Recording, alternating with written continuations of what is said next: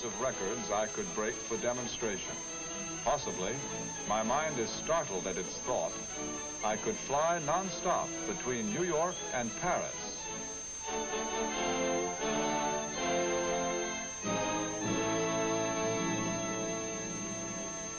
Hello, I'm Bob Trout, here with another story in stamps. Those were the thoughts, the dreams, recorded here, of a young airmail pilot named Charles Lindbergh as he flew his flimsy de Havilland biplane from St. Louis to Chicago one September night in 1926. His vision of the future of aviation was shared by very few others. In the public mind, the airplane was an invention fit only for carrying freight and fools. No sane businessman would give a second thought to risking capital in such a venture as a commercial airline. What changed their minds? Let's begin at the beginning. This 1949 airmail stamp commemorated the 46th anniversary of the Wright brothers' first flight, December 17th, 1903, a year after Lindbergh was born. This 1934 French issue marks a monument in aviation history. On July 25th, 1908, Blériot crossed the English Channel from Calais to Dover, ending forever England's isolation from the continent of Europe. All thinking about national boundaries had to be revised.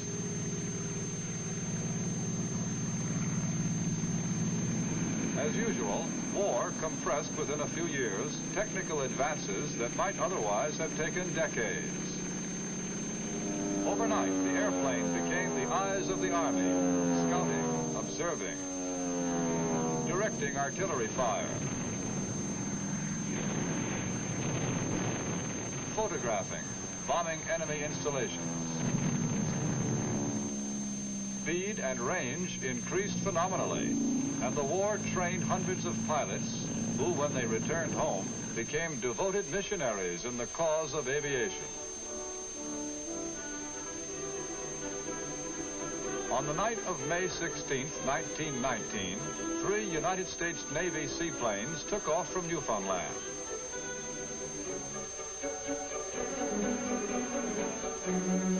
"15 hours and 18 minutes later, one of them, the NC-4, put down in the harbor of Horta in the Azores.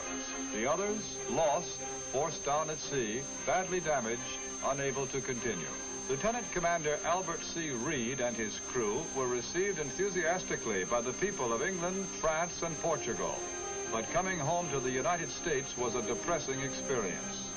As Commander Reed remarked bitterly, although considerable interest was manifested in the U.S., that interest did not extend to the point of furnishing financial backing for the needs of aviation. Airplanes to carry passengers, no one could see it. When it came to carrying mail, the government had to put up the money. In 1918, the first air mail service was inaugurated between Washington, Philadelphia, and New York. And this was the first air mail stamp.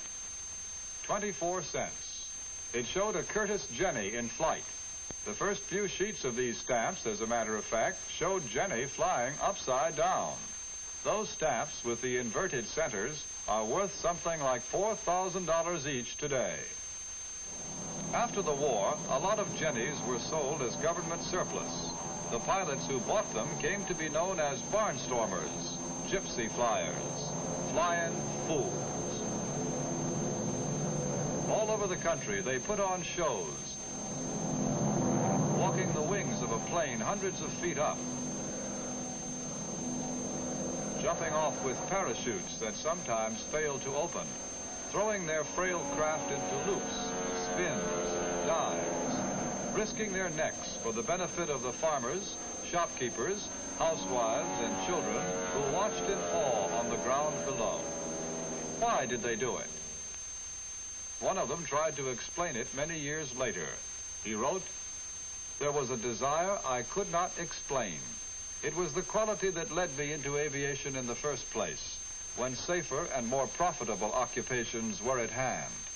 It lay beyond the descriptive words of men, where immortality is touched through danger, where man is more than man, and existence both supreme and valueless at the same instant.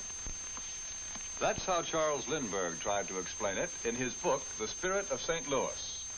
It was as a barnstorming parachutist, wing walker, and stunt pilot that he first learned to fly. Later, he went through the Army flying schools at Brooke Field and Kelly Field and began flying the mail from St. Louis to Chicago, and to dream of flying non-stop from New York to Paris. He knew it was possible. He knew he could do it. He needed money and a plane. By December of 1926, Lindbergh had found 8 St. Louis citizens who were willing to back him financially. In February of 1927, he told Ryan Airlines to go ahead and build the plane. Others were getting ready to try.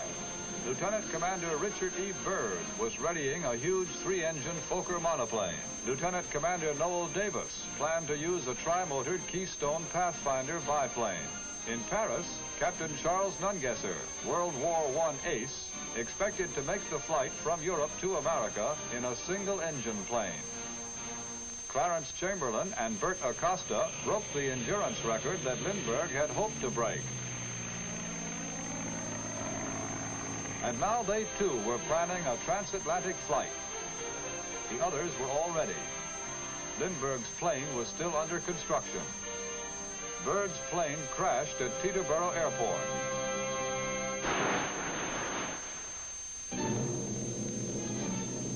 Davis and his co-pilot killed. Nungesser was the only one left.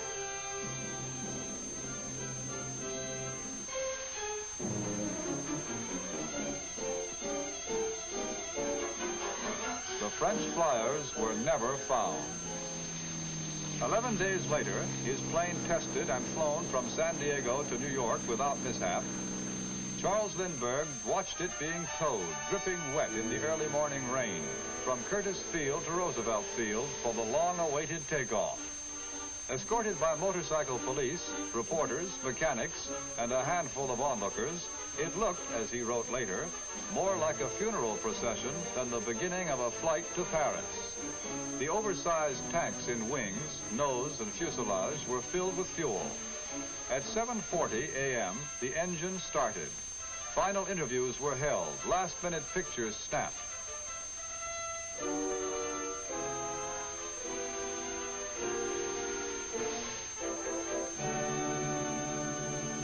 And at 7:52, the Spirit of St. Louis began to roll down the muddy runway. Would it get off the ground, or would it crash at the end of the runway?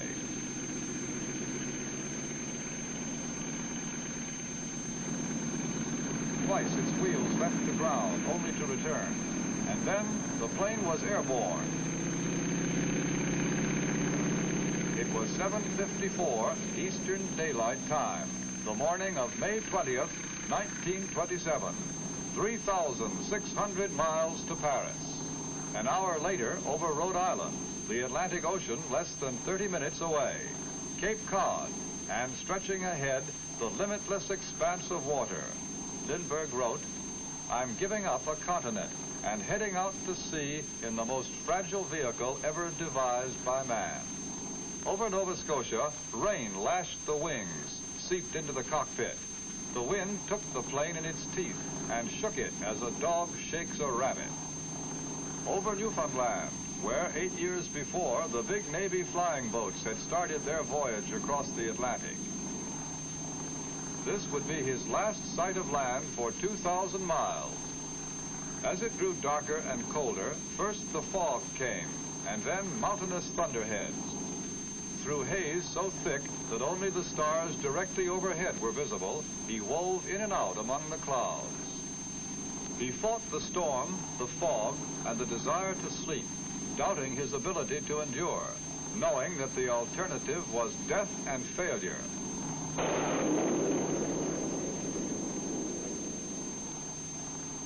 And finally, he broke the spell.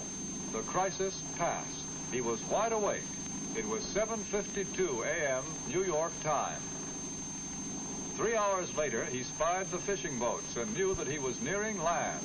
He glided down and shouted as loudly as he could, "Which way is Ireland?" The crew just gaped.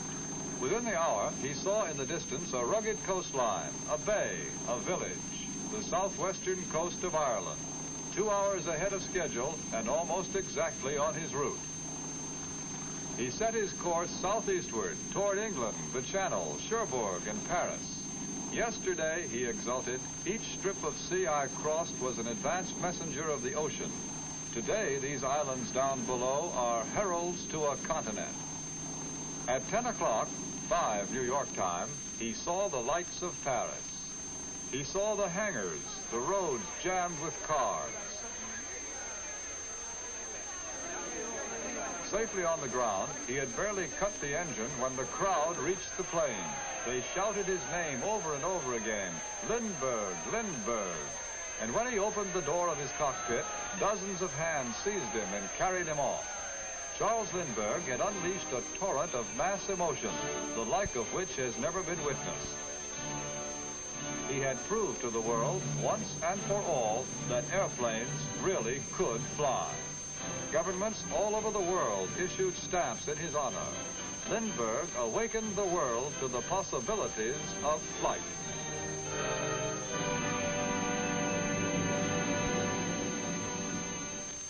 Well, that's today's story. Just one of many stories of the world through stamps I'd like to tell you. Nice to have been with you, and I hope you'll come back soon. So long now.